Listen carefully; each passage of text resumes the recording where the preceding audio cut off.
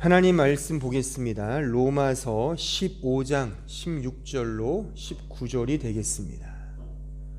우리 다 같이 함께 하나님 말씀을 읽겠습니다. 시작.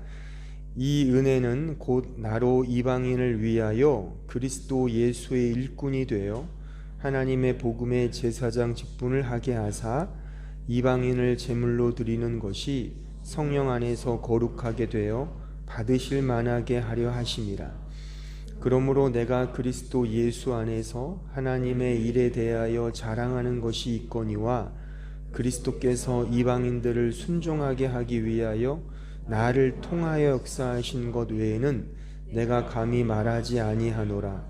이 일은 말과 행위로 표적과 기사와 능력으로 성령의 능력으로 이루어졌으며 그리하여 내가 예루살렘으로부터 두루 행하여 일루리곤까지 그리스도의 복음을 편만하게 전하였노라. 아멘.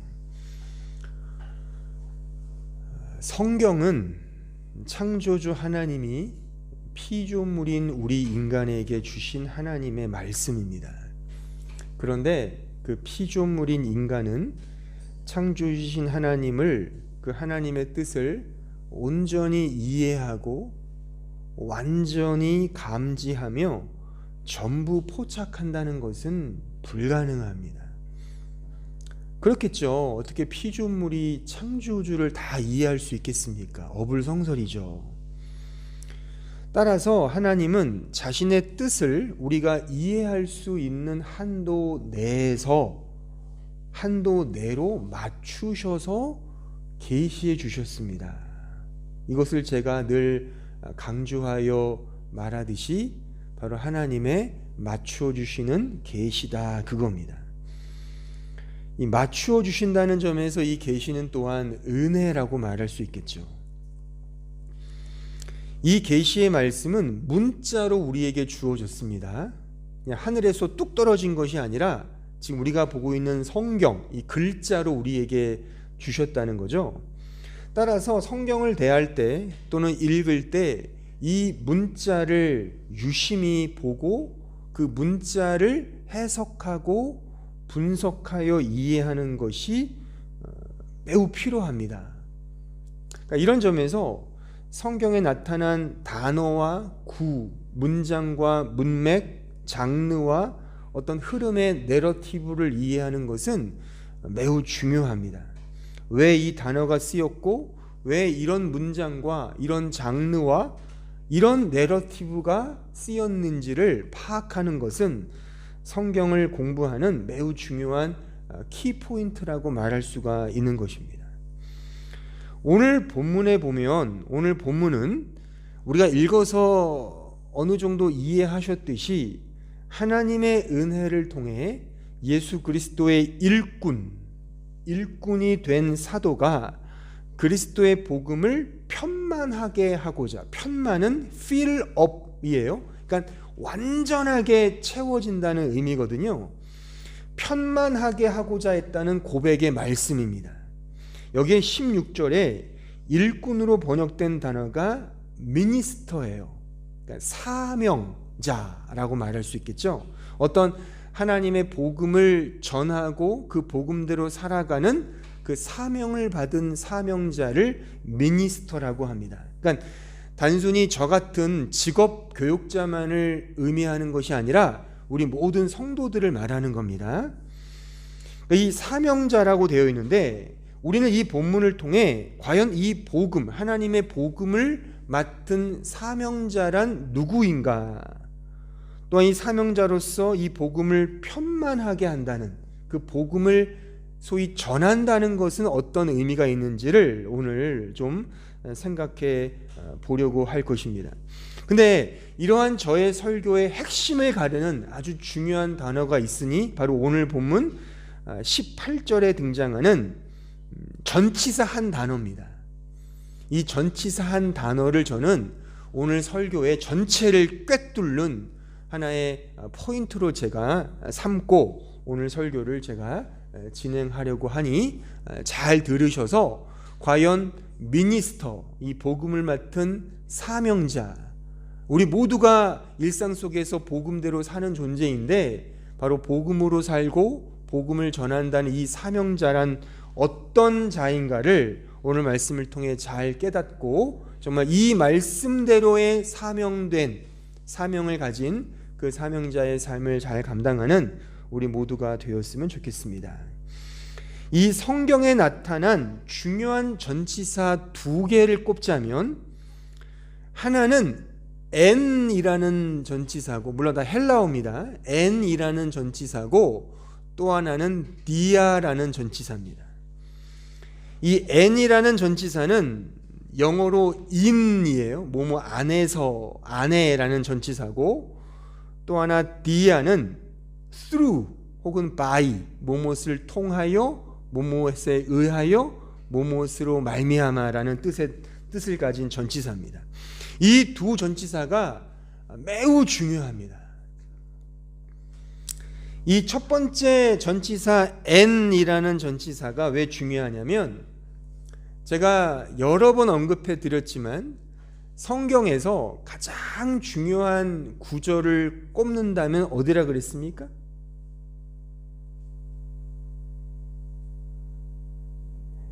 이 히브리어, 헬라어는, 특히 히브리어는 두괄식이거든요.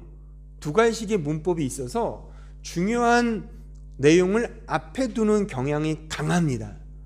그러니까 성경에서 가장 중요한 구절을 꼽자면 맨 앞절이겠죠. 그게 창세기 1장 1절입니다. 그러면 가장 중요한 단어가 뭐겠습니까? 가장 앞단어. 성경을 딱 폈을 때 가장 먼저 나오는 단어가 한글 개역 성경으로는 태초해고 히브리어로는 베레시트죠. 근데 이 베레시트라는 단어가 그래서 제일 중요한 단어라고 말할 수 있습니다.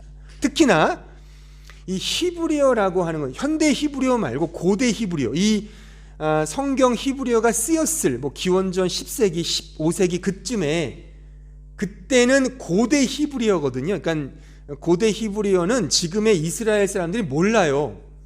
고대 히브리어는 그 페니키안 언어 쪽에 속해서 이게 소위 이집트 문자거든요. 그러니까 이집트 문자라는 건 다 아시다시피 상형 문자, 설형 문자, 성강 문자, 이게 그림 문자지 않습니까? 그러니까 그림 문자로 처음에 주어졌거든요.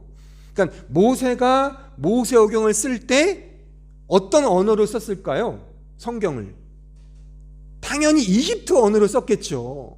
그러니까 설형 문자, 상형 문자 같은 페니키아, 그 히브리어 전에 그 셈족어로 썼단 말입니다. 근데 이 당시에는 이 히브리어도 그렇지만 원래 모음이 없어요. 다 자음만 있습니다. 그러니까 자음만 있다는 거는 발음이 안 된다는 거죠. 그러니까 아에이오우가 없으니까 발음이 없어요. 그러니까 자음만 붙었단 말이죠. 그러니까 히브리어 자체가 자음 언어예요.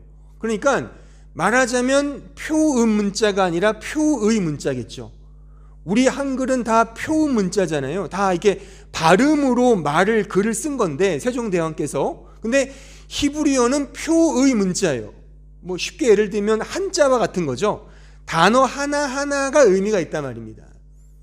근데 재밌게도 이 히브리어는 모음이 원래 없어요. 모음은 기원 후 5세, 6세기에 맛소라학자들이 붙여 넣은 것이고, 원래 성경에는 모음이 없기 때문에 자음만 따닥따닥 붙어 있어요.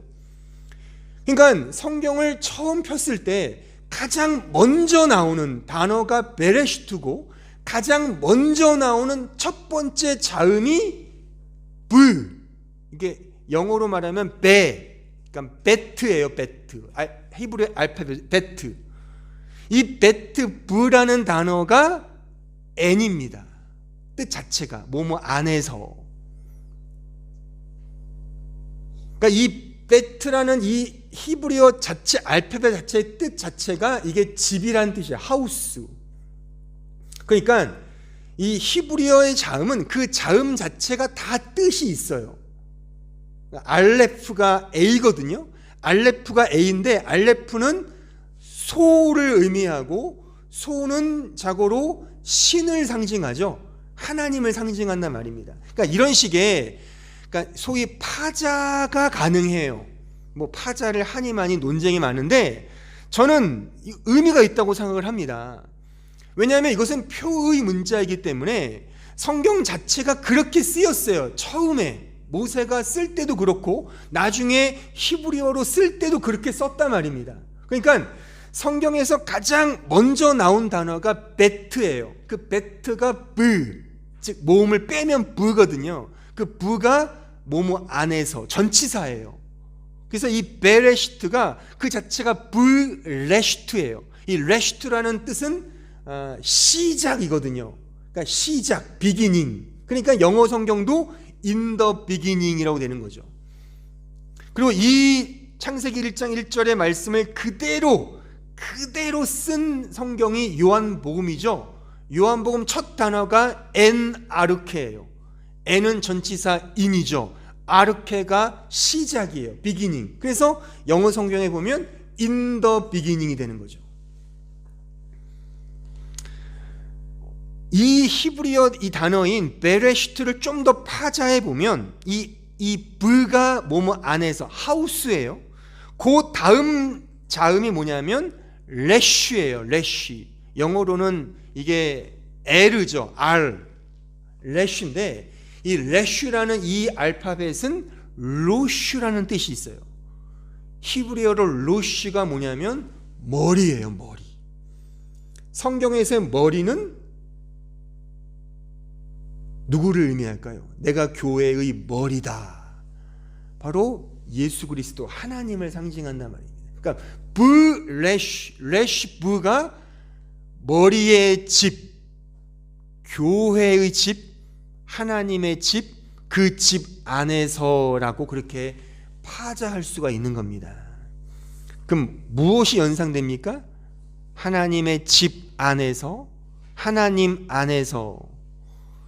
성경, 특히 신약 성경에 그렇게도 빈번하게 등장하고 있는 in Jesus Christ를 연상케 하죠.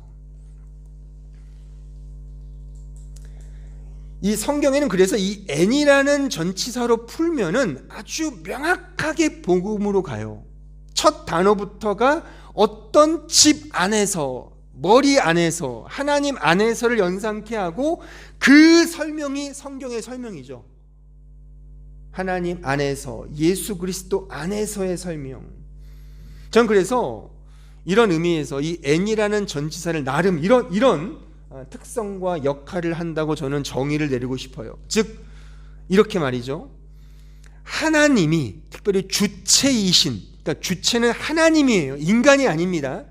주체이신 하나님이 자신 안에서 혹은 자신과 관계된 어떤 것 안에서 행하시는 역사, works, 일하신다 이겁니다.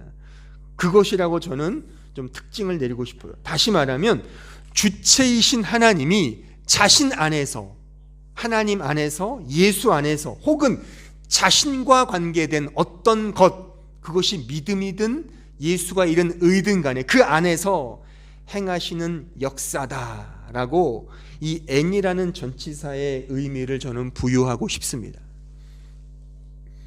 또 하나의 전치사가 디아인데 이것이 오늘 본문에 등장하는 단어예요. 오늘 특별히 18절에 보시면 나를 통하여가 디아예요. 디아, 통하여, 디아. 이 디아라는 전치사를 저는 이렇게 한번 좀 그 역할과 특징을 정의 내리고 싶습니다. 즉 주체이신 하나님이 자신을 통하여 혹은 자신과 관계된 어떤 것을 통하여 행하시는 역사다 이렇게 말이죠. 그러니까 이 디아라는 이 전치사는 도구라고 하는 어떤 것을 도구화하는 그런 의미를 내포하고 있습니다. 자, 좀 성경을 좀 인용해 보면, 자, 로마서 5장 12절. 로마서 5장은 거의 디아장이라고 말할 수 있을 정도로 디아라는 전치사로 다 채색이 되어 있는 장입니다. 자, 5장 2절 보세요. 그러므로 한 사람으로 말미암아 죄가 세상에 들어오고, 말미암아가 디아입니다. 한 사람이 누구겠어요? 아담이겠죠. 아담 한 사람으로 말미암아 죄가 세상에 들어오고 죄로 말미암아 사망이 들어왔나니 이와 같이 모든 사람이 죄를 지었으므로 사망이 모든 사람에게 이르렀느니라. 자, 굉장히 중요한 말이고 제가 예전에 이 말씀을 강해할 때 제가 상세하게 설명해 드렸어요. 여기에 보면 아담으로 말미암아 죄가 들어오고 죄로 말미암아 사망이 왔다. 그러니까 아담도 디아, 죄도 디아, 사망조차도 디아로 받고 있단 말입니다. 이 자체가 다 어떤 하나님의 어떤 기쁘신 뜻을 이루기 위한 도구들로 지금 사용되고 있다는 말씀입니다. 자, 5장 17절 보세요. 한 사람의 범죄로 말미암아 사망이 그 한 사람을 통하여, 이 통하여가 디아입니다. 왕 노릇하였은즉 더욱 은혜와 의의 선물을 넘치게 받는 자들은 한 분 예수 그리스도를 통하여, 이것도 디아예요. 생명 안에서 왕 노릇하리로다. 여기 보면 자 보세요. 한 사람 아담, 또한 한 사람 예수 그리스도, 심지어 죄조차도 디아로 받고 있습니다. 그러니까 죄라는 것이 하나님의 어떤 우리가 알지 못한 어떤 그의 뜻에 따라 도구로 사용되었음을 의미한단 말입니다. 하나님께서 주체가 되셔서 자신이 이루고자 하시는 그의 뜻, 유도키야, 기쁘신 뜻, 그 뜻을 위해, 이게 중요해요. 그의 기쁘신 뜻을 위해 아담, 선악과, 율법, 성전, 심지어 죄, 더 나아가 심지어 예수, 인간 예수조차도 다 하나님 편에서 어떤 디아, 도구로, 은혜의 도구, 은혜의 방편으로 사용되고 있음을 설명하는 겁니다. 이것은 하나님이 어떤 기쁘신 뜻이 있고 그 뜻, 그 작정, 하나님의 절대적 작정을 수행하기 위한 하나의 도구, 디아들로 다 사용되고 있음을 함의하고 있는 겁니다. 그래서 전적인 하나님의 주권, 절대적 주권, 그래서 전적인 은혜인 겁니다. 자, 로마서 3장 24절 보세요. 그리스도 예수 안에, 이 안에가 N이에요. 전치사 N. 안에 있는 속량으로 말미암아가 디아예요. 그 속량으로 속량이라는 하나의 도구로 말미암아 하나님의 은혜로 값없이 의롭다 하심을 얻은 자 되었느니라. 이 예수를 하나님의 그의 피로써 믿음으로 말미암아, 그러니까 믿음이라는 것이 도구로 쓰이고 있습니다. 믿음 자체가 어떤 식의 어떤 놀라운 어떤 특징이 아닌 거죠. 하나님의 뜻을 이루는 하나의 도구로 사용됐단 말입니다. 그 믿음으로 말미암아 화목제물로 세우셨으니 이는 하나님께서 길을 참으시는 중에 전에 지은 죄를 간과하심으로 자기의 의로우심을 나타내려 하심이니. 이 구절은 N과 디아 두 전치사가 다 같이 사용되어 있습니다. 예수 안에 속량으로 말미암아, 믿음으로 말미암아. 그러니까 이러한 사실은 모든 것은 하나님 안에서 그리고 하나님으로 말미암아 되어지고 이루어지며 성취되고 완성된다는 사실을 강조하는 겁니다. 이것이 은혜죠. 오늘 본문 16절은 그래서 그 은혜는, 이 은혜는 이라고 시작을 하는 거예요. 근데 사실 이 본문을 헬라어 원문으로 보면 16절 주어가 은혜가 아니에요. 은혜는 15절 끝머리에 끝나요, 그냥. 그리고 이 16절의 주어는 사실 의미상의 주어밖에 없어요. 근데 그 의미상의 주어를 한글 개역 성경은 은혜로 받은 거예요. 그러니까 저는 잘 번역했다고 생각을 해요. 왜냐하면 기생충과 같은 우리 죄인 중에 괴수인 인간이 어떻게 하나님의 복음을 전하는 사역자가 되는 겁니까? 은혜죠. 그렇죠? 그러니까 이 6절의 의미상의 주어를 은혜로 받아서 은혜로 사명자가 되었고 은혜로 이 복음을 전하게 되었다라고 이 사도가 말하는 이 진의를 잘 풀어내고 있는 겁니다. 그러니까 모든 것이 다 디아, 도구, 은혜로 받고 있는 형국이란 말이에요. 18절까지 이 내러티브가 그대로 이어지죠. 다 은혜로 우리가 신자가 되었고 은혜로 그 복음을 맡은 사명자가 되었으며 그 은혜를 편만하게, 그 복음을 편만하게 하는 그 사역을 감당하는 것조차도 은혜가 그렇게 진행한다, 이것을 강조하는 내러티브란 말입니다. 그래서 한글 개역 성경은 이 은혜는을 주어로 지금 번역을 한 거예요. 다른 번역서에 보면 은혜가 주어가 아니에요. 이런 의미에서 저는 이 전체 설교를 꿰뚫는 어떤 핵심적인 키포인트를 저는 디아, 이 단어로 저는 삼고 싶은 것이고, 그래서 결국 사명은 무엇이냐? 사명은 디아다. 곧 사명은 은혜이고 그 사명을 받은 사명자는 은혜의 도구이다라고 저는 말하고 싶은 겁니다. 사명자는 도구이다. 이거를 꼭 오늘 설교를 통해 기억해야 될 이 표현입니다. 사명자는 도구다, 이겁니다. 이렇게 도구 하면 여러분들은 분명 좀 귀에 거슬리는 그런 생각을 하실지도 모르겠습니다. 왜냐하면 이 도구라는 이 표현 자체가 그 도구와 관련되는 그 대상을 매우 낮게 보거나 이렇게 좀 하대하는 그런 용어이기 때문이죠. 가령 인간은 돈의 도구다라고 하면 기분이 썩 좋지 않죠. 돈을 그렇게도 사랑하지만 인간은 돈의 도구다라고 하면 썩 기분은 좋지 않습니다. 그 반대가 돼야죠. 돈이 인간의 도구다라고 해야지 우리는 좀 내가 좀 이렇게 좀 높아지는 듯한 느낌을 받아서 좋아하는지도 모르겠어요. 그러니까 돈을 그렇게도 좋아하는데도 인간은 돈의 도구다 하면 그렇게 싫어하더라고요. 또 이런 것도 보세요. 공무원은 고위공직자의 도구다, 이렇게 생각하면 큰일 나죠. 큰일 나는 겁니다. 일개 직원은 회사의 혹은 재벌 총수의 한낱 도구다, 큰일 나죠. 뭐 갑질한다고 요즘에 막 조금만 누가 이렇게 해도 막 다 카메라 들고 찍잖아요, 이렇게. 그러니까 이런 도구라는 어감 자체가 싫은 거예요. 사실 그렇게 회사에 충성하고 복종하면서도 그런 재벌 총수에게 복종하면서도 재벌 총수의 도구다 그러면 그렇게들 싫어하더라고요. 또한 국민은 국가의 도구다. 그 옛날 막 군사 정권 시절에는 뭐 내가 짐이다, 뭐 그런 거 있잖아요. 대통령이 짐이 나다, 뭐 국가가 나다. 거기에 우리 모든 국민들은 하나의 도구였잖아요. 근데 그게 이제 민주주의로 바뀐 거 아니겠습니까? 그러니까 국민이 국가의 도구다라고 누가 말하면 큰일 나는 겁니다.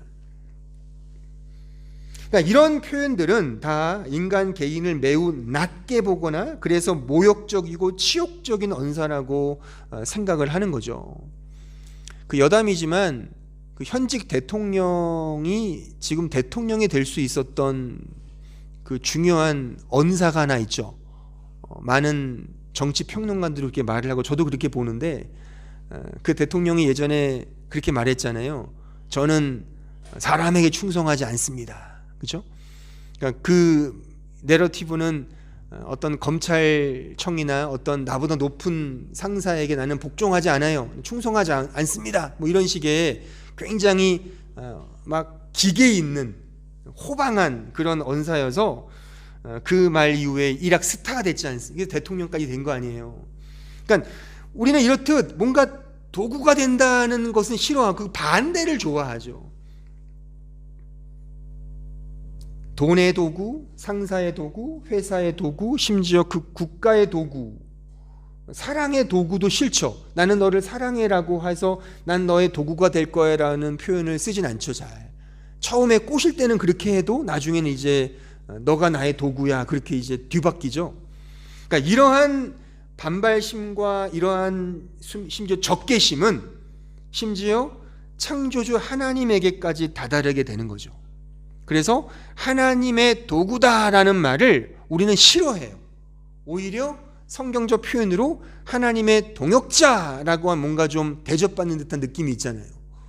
근데 그 동역자라는 그 말씀의 문맥을 보면 그게 디아거든요, 사실. 그것도요. 그러니까 우리는 어쨌든 도구라는 말을 굉장히 싫어해요.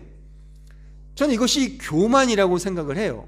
창조주 하나님에게조차도 나는 당신을 섬기는 도구예요 라는 말보다 1대1로 이렇게 뭔가 좀 대등한 관계로 서고 싶은 거죠. 소위 저는 이것을 영적 민주주의병에 걸린 현상이라고 저는 진단을 합니다. 그러니까 민주주의라는 말 자체가 나쁘다는 게 아니라 하나님 앞에까지도 나의 한 표를, 나의 권리를 들이대려고 하는 그러한 자세, 이게 교만이지 않습니까? 그러니까 이 영적 민주주의병에 걸린 교회와 신자들에게 있어서의 복음의 일꾼과 사명자 됨은, 그래서 이런 디아로는 결코 이해하지 못하고 다만 자신이 뭔가 할 만해서 행하는, 그래서 얻게 되는 어떤 자격과 가치, 그것을 통해 얻게 되는 지위와 신분, 그래서 얻게 되는 훈장과 벼슬로 이해하죠. 뭔가를 열심히 해서 내가 얻어내는 어떤 훈장과 벼슬로 이 미니스터, 이 사명자를 이해한단 말입니다. 나의 행위와 나의 어떤 노력의 결과로서의 사명을 이해하지, 디아, 내가 아무리 열심히 해도 그것은 다만 하나님을 드러내는 도구일 뿐이다라고 하는 그런 곳으로는, 그런 쪽으로는 우리는 결코 가지 못한다는 것입니다. 자, 고린도전서 3장 3절을 보십시오. 너희는 아직도 육신에 속한 자로다. 너희 가운데 시기와 분쟁이 있으니 어찌 육신에 속하여 사람을 따라 행함이 아니리요. 어떤 이는 말하되 나는 바울에게라 하고 다른 이는 나는 아볼로에게라 하니 너희가 육의 사람이 아니리요. 그런즉 아볼로는 무엇이며 바울은 무엇이냐? 그들은 주께서 각각 주신 대로 너희로 하여금 믿게 한 사역자들이니라. 나는 심었고 아볼로는 물을 주었을 때 오직 하나님께서 자라나게 하셨나니 그런즉 심는 이나 물 주는 이는 아무것도 아니로되 오직 자라나게 하시는 이는 하나님뿐이니라. 육신을 입고 있는 인간은 언제나 이 사명과 사명자됨을 인간적으로 이해합니다. 그러니까 인간적으로 이해하기 때문에 서로 분쟁과 다툼과 소위 말해서 당진 것이 격발되는 겁니다. 나는 바울파다, 나는 아볼로파다, 심지어 나는 예수파다, 이런 파 나눔, 당파, 당짓기가 언제나 있어 온 이유가 여기 있는 거예요. 정치판에서는 공화당이냐 민주당이냐, 종교판에서는 장로교파냐 침례교파냐 감리교파냐, 심지어 로마 카톨릭파냐 동방정교회냐, 다 파벌이 있어요. 싸움과 분쟁이 끊이지가 않습니다. 교회에도 다 파벌이 있지 않습니까? 왜요? 이것이 이 교회에서의 섬김과 사역과 사명을 디아로 이해하지 못하고 난 하나님을 온전히 드러내는 하나의 도구다라고 이해하지 못하고 나의 행위의 결과물로서 잘한 사람에게는 보상을 주고 못한 사람에게는 체벌을 하는 그런 식의 인간적인 관계로 보니까 이 안에서 끊임없는 싸움과 분쟁이 격발되는 것입니다. 교회가 크면 큰 대로 작으면 작은 대로 이러한 현상은 여전히 존재합니다. 큰 교회만이 분쟁하는 게 아닙니다. 그 비례는 일치합니다. 1000명 나오는 교회, 100명 나오는 교회, 10명 나오는 교회, 그 수치는 다를지 모르지만 그 분쟁의 비율은 동일합니다. 한 사람이 100명일 수 있고 100명이 1000명일 수 있고 1000명이 10,000명일 수 있는 겁니다. 이런 의미에서 왜 이런 일들이 벌어지느냐?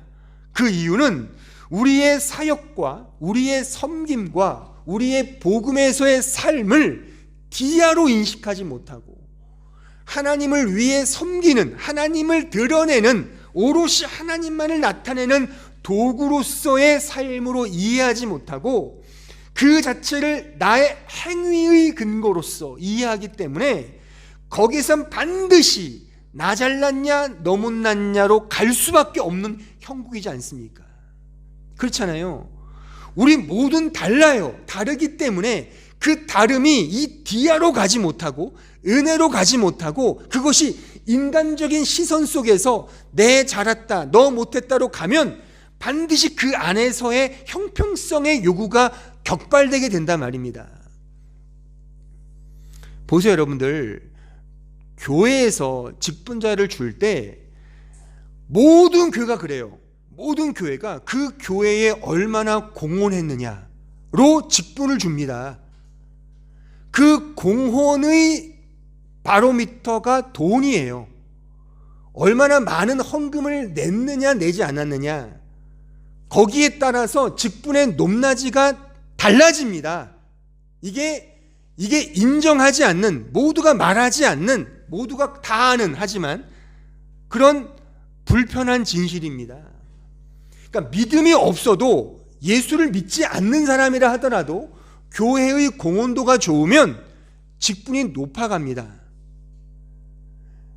왜 그런 시각으로 보겠습니까? 이겁니다. 디아, 하나님의 은혜를 드러내는 도구로 이해하지 못하고 얼마나 내 행위가 남달랐느냐로 가기 때문에, 그런 식으로 목회자가 보고 당회가 보고 교회가 보기 때문에 그렇게 하지 못하는 사람은 은매의 기주고가 되는 거예요.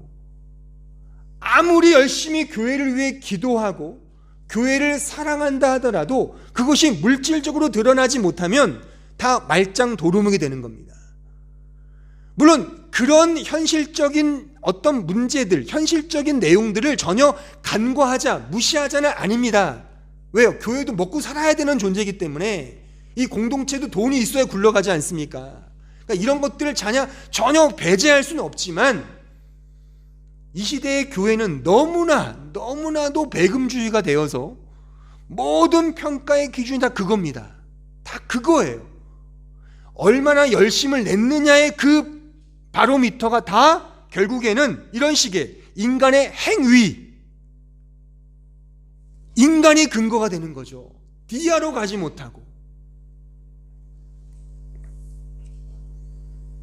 그런 식의 사역과 사명으로 간다면 반드시 거기에는 당짓기와 당파가 되는 거예요. 그러니까 지금 이 읽은 말씀처럼 나는 바울파야, 나는 아볼로파야, 나는 예수파야. 그러니까 더 신령한, 그러니까 나를 더 신령하게 만들어주는 그 어떤 파로 나를 더 이렇게 거기에 나를 당짓게 하는 거죠. 거기에 속하는 거죠. 하지만 사도는 이 말씀 속에서 그것이 뭐가 중요하냐, 결국 자라나게 하시는 이는 하나님 한 분뿐이다. 은혜라는 거죠. 하나님이 하시는 거 아니냐. 전 이것을 디아라고 이렇게 설명해 드리는 거예요. 디아. 우리 모두는 그저 그냥 하나님의 영광을 드러내는 하나의 도구로 사용되는 것이지 내가 주인공이 아니라 말입니다. 나는 다만 복음의 도구로서 그냥 내 주어진 인생의 역사에 그냥 묵묵히 살아가는 겁니다. 모든 것은 하나님께 영광이 되는 것이지 내가 거기서 나의 영광이나 나의 주인공됨을 찾아먹는 것이 아닙니다. 제가 누누이 강조하지만 하나님만이 주인공이십니다. 우리는 모두 다 엑스트라예요. 그 주인공을 돋보이게 하는 하나의 도구라 말입니다. 아니, 주인공 가수가 노래를 부르는데 뒤에 있는 백댄서가 난리를 치면 되겠어요? 백댄서는 그냥 그 주인공, 그 가수, 원래의 가수를 돋보이게 하도록 그렇게 하는 거잖아요. 여러분들이 모르지 않습니다. 지금의 이 설교는 다 늘 많이 들었던 얘기예요. 이 표현들도요. 근데 우리는 표현은 하나님의 영광이라고 말은 하면서 기실 그 주인공은 나죠. 내가 행복하기 위해 예수를 믿죠. 그것도 주인공은 나지 않습니까? 내가 천국 가기 위해 예수 믿는다. 그럼 그 천국의 주인공은 나죠. 그것도 주인공은 나기 때문에 그게 하나의 영광이 아닌 겁니다. 우리는 모두 하나님을 드러내고 하나님의 영광만을 드러내는 하나의 도구로 사용되다 산화되는 거예요. 죽는 겁니다. 이것이 하나님 나라의 존재 방식이에요. 양식이고요. 자, 누가복음 9장 23절 보세요. 또 무리에게 이르시되 아무든지 나를 따라오려거든 자기를 부인하고 날마다 제 십자가를 지고 나를 따를 것이니라.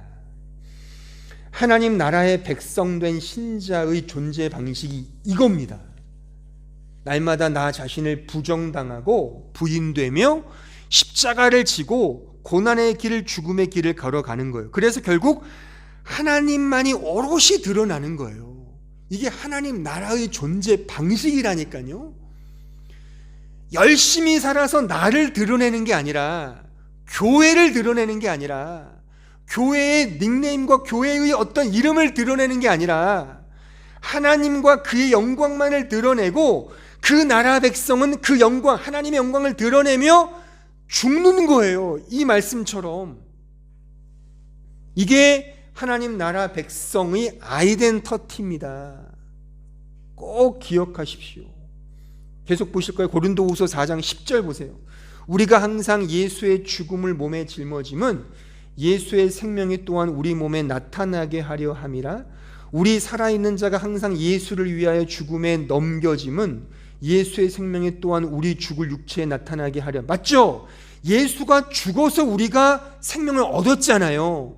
그렇잖아요. 그러면 동일한 이 구조가 동일하게 우리에게 적용된다는 거예요. 자, 12절. 그런즉 사망은 우리 안에서 역사하고 생명은 너희 안에 역사하는. 이게 무슨 말이겠어요? 이제 생명을 받은 신자가 동일하게 예수의 죽음의 그 길을 고스란히 살아간다는 그런 말이에요. 우리가 죽어서 이제 우리의 주위 사람들이 생명을 얻는다는 뜻입니다. 그럼 우리가 죽어야죠. 도구로 산화되고 죽는 게 맞다 그겁니다. 기록된 바 내가 믿었으므로 말하였다 한 것 같이 우리가 같은 믿음의 마음을 가졌으니 우리도 믿었으므로 또한 말하노라. 주 예수를 다시 살리시니가 예수와 함께 우리도 다시 살리사 너희와 함께 그 앞에 서게 하실 줄을 아노라. 이는 모든 것이 너희를 위함이니 많은 사람이 감사로 말미암아 은혜가 더하여 넘쳐서 하나님께 영광을 돌리게 하려 합니다. 결국은 하나님의 영광이죠. 보세요. 우리가 예수를 닮아가자, 예수를 추구하자, 예수를 본받자라는 말을 많이 하는데 그럼 그 본받는다는 게 뭐냐 이거예요. 아까도 찬양 불렀잖아요. 빛이 된다. 그렇죠? 빛 대신 주의 그 빛을 받아 빛이 된다는 그런 가사를 보셨잖아요. 그럼 빛이 된다는 건 뭐예요 도대체? 빛이 되고 소금이 된다는 건 뭡니까?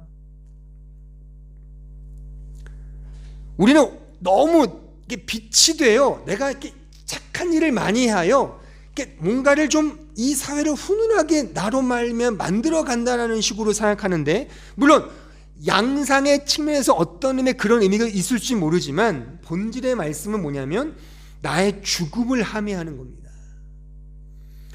이 세상 속에서 가장 하나님을 오롯이 드러내고 살았던 사람이 누구예요? 유일한 한 사람, 바로 인간으로 오신 예수 그리스도죠. 그 예수 그리스도의 삶은 동일하게 우리의 삶을 그대로 반추하는 그런 삶인 겁니다. 그러니까 우리가 그 삶을 동일하게 살아가는 거예요. 곧 우리가 예수처럼 죽는 삶을 사는 겁니다. 그 죽는다는 게 바로 디아의 삶인 겁니다. 디아의 삶, 도구의 삶.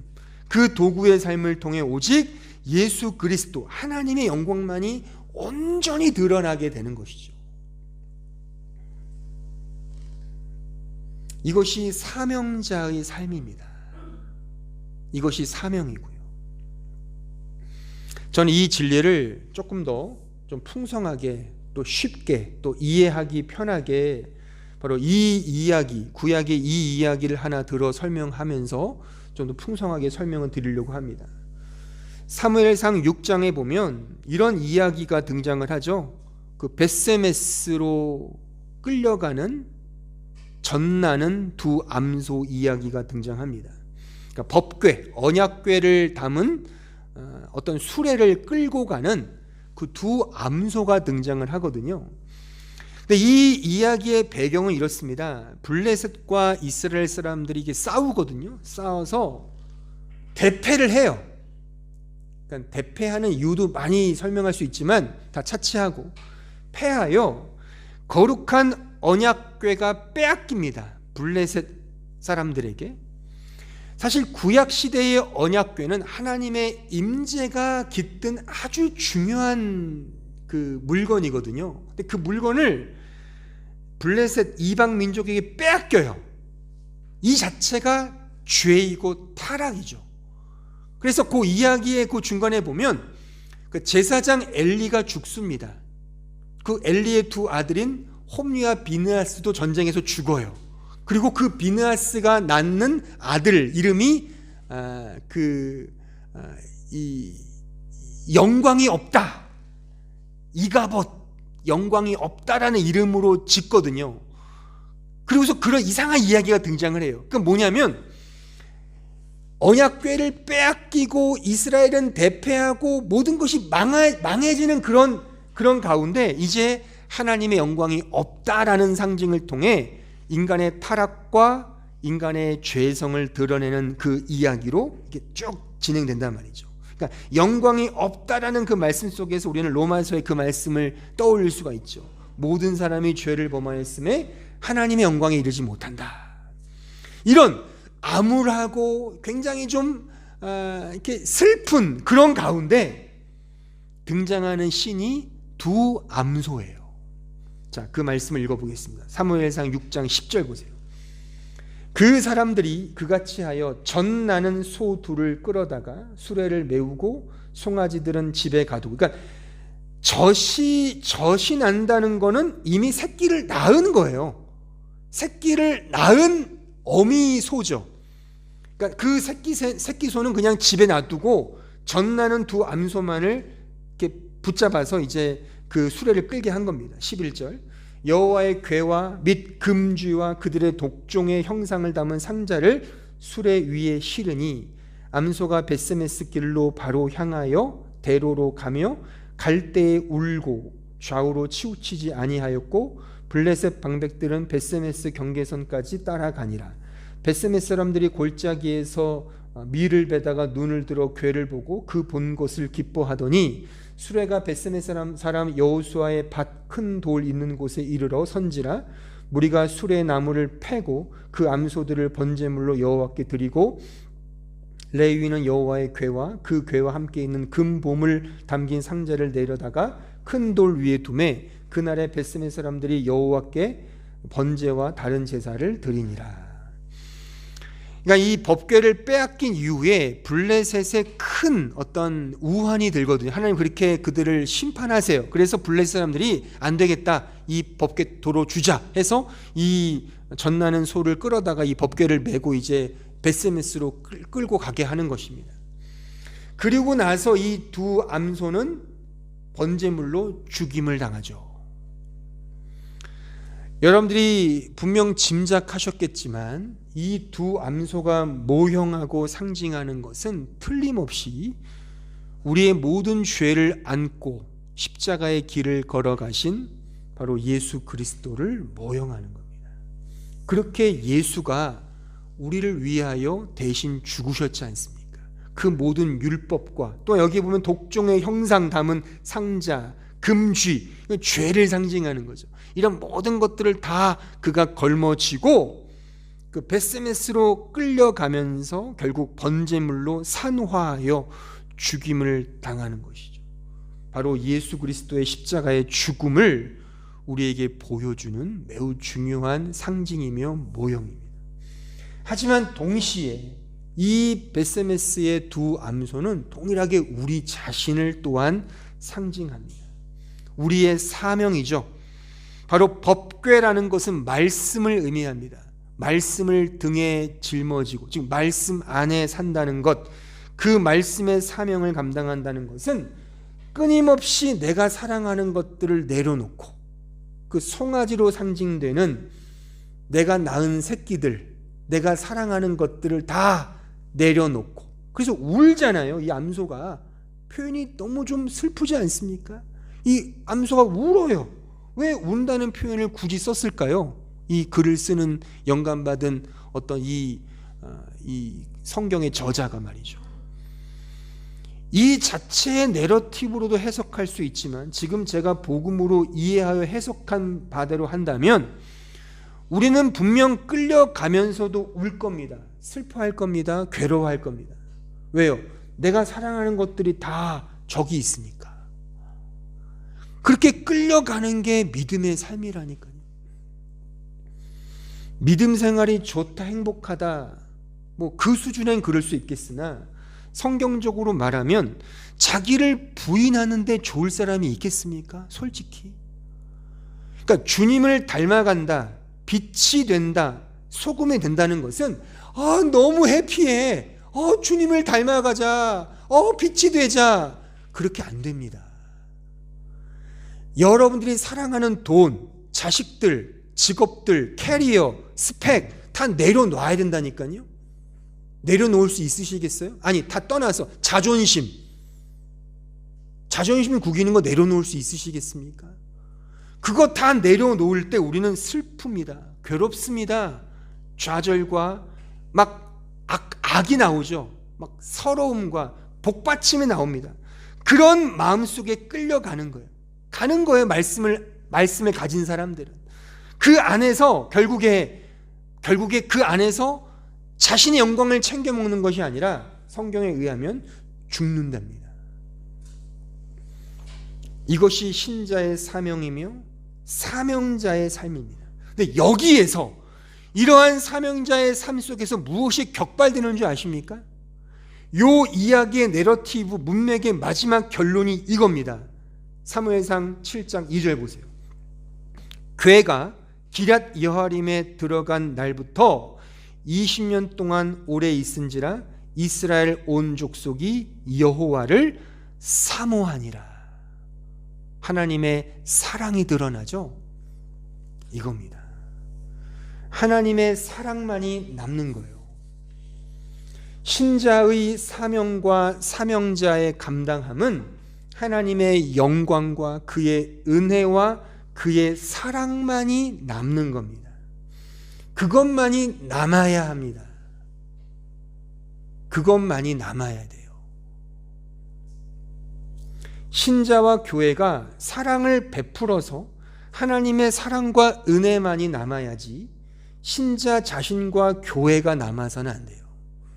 신자의 사랑과 교회의 사랑이 남아서는 안 됩니다. 잘 새겨 들으십시오. 열심히 사명을 감당하여 하나님이 남아야 돼요. 하나님의 사랑이 남아야지 내가 이렇게 사랑했어가 남으면 안 된단 말입니다. 내가 이렇게 사랑했어가 남으면 그게 우상이 된다니까요. 안 될 것 같습니까? 그게 됩니다. 왜? 제가 우리의 친척볼 되는 캐톨릭을 이렇게 자꾸만 비난해서 그런데, 로마 캐톨릭의 가장 큰 건 더 많지만 사소하지만 큰 문제 중에 하나가 이 성상 숭배지 않습니까? 성인 숭배. 그죠? 인간을 숭배해요. 그래서 자꾸만 인간의 이름을 붙여주죠. 왜 그래요? 나는 문성수지 왜 나에게 왜 베드로라는 이름을 짓냐고요?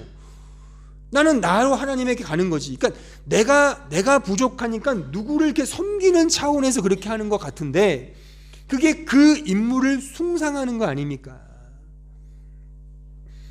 저는 장로교 목사로서 존 칼빈 존경합니다. 마르틴 루터 사랑합니다.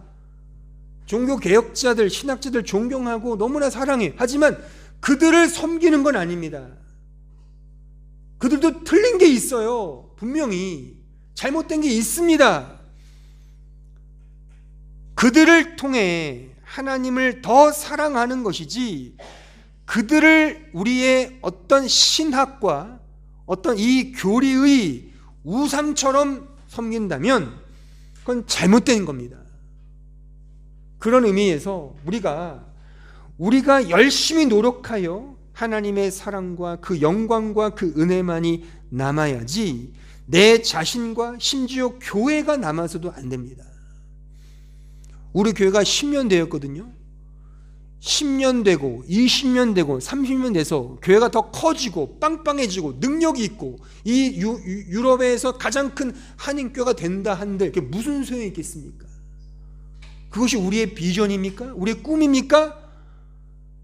그게 아닙니다. 우리 교회가 망하더라도 하나님의 영광과 은혜가 드러나면 되는 겁니다.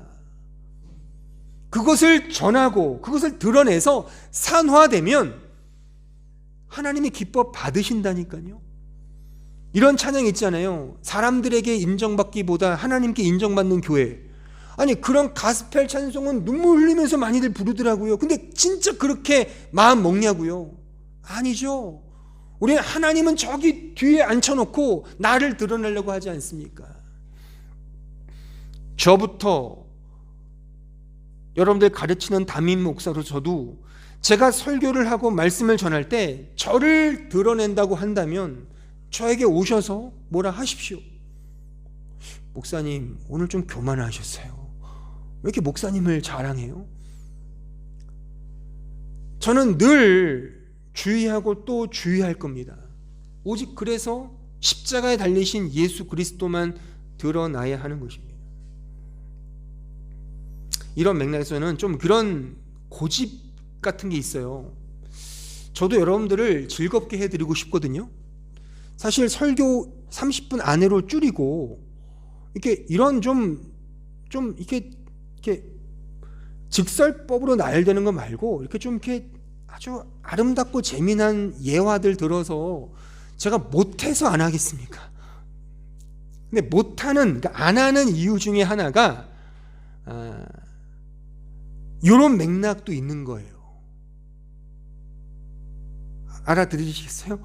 이런 맥락 속에 그러니까 좀 내가 잘한다라는 걸 전해주기보다는 뭐 잘도 못하지만 사실 그것보다는 그냥 오롯이 복음과 말씀과 이 강해만 이 복음만 은혜만 좀 증거하고 싶은 그래서 나를 미워하셔도 그래도 목사님의 저 말씀은 그래도 복음이잖아 좀 그런 것만 남고 싶어요. 저의 이 마음을 좀 아시겠습니까? 그러니까 여러분들 마찬가지 우리 교회 집사들이 계신데 집사, 디컨이라는 단어 자체가 사실 말씀을 전하는 자입니다. 이것이 이게 장로교 어떤 이상한 사람들에 의해서 이것이 뭐 교회를 뭐 수종 들고 뭐 이렇게 돈 계산하고 헌금 정리하고 그렇게 이상하게 흘러갔는데 원래 디컨이라는 단어의 뜻은 말씀을 전한다는 뜻이에요. 그러니까 복음을 전하는 자가 디컨, 집사입니다. 그러니까 그렇게 사십시오. 그러니까 말씀을 전해서 내 말씀을 전하는 것이 아니라 하나님의 복음, 그 말씀을 증거하라는 거죠. 나의 영광이 아니라. 우리가 대표단이 있습니다. 대표단도 마찬가지인 거예요. 말 자체가 대표단에서 뭔가 뭐 높은 어떤 그런 것 같은데 그런 게 아니라 하나님의 은혜를 드러내고 그 은혜가 잘 드러나게 하기 위해서 수종들은 도구인 겁니다. 각자 성도 한 사람 한 사람 마찬가지예요. 찬양대, 반주자, 또 뭐 주일학교 선생님들 모두가 다 마찬가지인 거예요. 나를 드러내고 내가 이런 능력과 달란트와 재능이 있으니까 이렇게 하는 게 제가 그래서 예전에 그랬잖아요. 성가대도 꼭 음대 전공자가 아니어도 된다. 물론 그런 현실적인 어려움이 있겠죠. 연습이 짧으니까 이것을 빨리빨리 할 수가 없는 것도 있겠으나 본질은 그렇단 말입니다. 본질은 노래를 잘하는 사람만 하는 게 아니라 그렇잖아요. 이 은혜를 알고 좀 틀리더라도 좀 내가 사역을 못하더라도 그 안에서 하나님이 오롯이 드러난다면 그게 내가 잘해서 내가 영광받는 인간이 영광받는 것보다 차이가 본질적 차이가 크겠죠. 근데 우리는 자꾸만 전자로 가지 않고 후자로 가죠. 기능적으로 탁월해서 그것을 통해 사람이 인정하는 쪽으로 가야만 조회수 좀 더 나오고 헌금 많이 거치고 세력도 커지는 쪽으로 가죠. 그러니까 이게 우리의 사고와 이 믿음의 어떤 이해와는 전혀 딴판으로 가고 있는 우리 현실을 우리는 늘 겪게 되는 거 아닙니까? 전 이것을 통해서 매 순간 고민해야 돼요. 과연 나는 디아로서의 삶을 살고 있는가? 나는 죽고 예수로만 사는 삶, 나는 쇠하고 예수만이 흥하는 삶, 이게 사명자의 삶입니다. 디아의 삶이, 도구의 삶이죠. 이것이 사명자의 영광입니다. 부디 여러분들의 존재와 삶 전체가 이 영광만으로 가득한 그런 참된 사명자의 삶을 살아가길 진심으로 기원합니다. 기도하겠습니다. 은혜로우신 아버지 하나님, 사명자의 삶은 디아, 즉 은혜의 도구라는 사실을 확인했습니다. 하지만 저희들은 육신을 입고 살고 있기에 언제나 디아, 도구보다는 나를 드러내고 나를 자랑하고 나의 어떤 행위를 근거하고자 하는 그런 아주 못된 마음이 끊이지 않고 격발됩니다. 주여, 은혜를 베푸시고 이러한 죄를 용서하여 주옵소서. 날마다 나 자신을 부인하며 날마다 우리의 십자가를 지고 주님의 그 걸어가신 죽음의 길, 십자가의 길, 그 벳세메스로 끌려간 그 법궤를 끌고 간 그 두 마리의 암소처럼 묵묵히 그 길을 걸어가 십자가 앞에 산화되며 십자가 앞에 죽는 그 삶을 살아가는 주의 백성들 다 되게 하시고, 그러한 죽음의 길이 가장 복된 길이며 가장 영광된 삶이며 가장 기쁨이며 가장 감사의 조건이 되는 우리 모든 주의 백성들 되게 하여 주옵소서. 예수님의 이름으로 기도하옵나이다.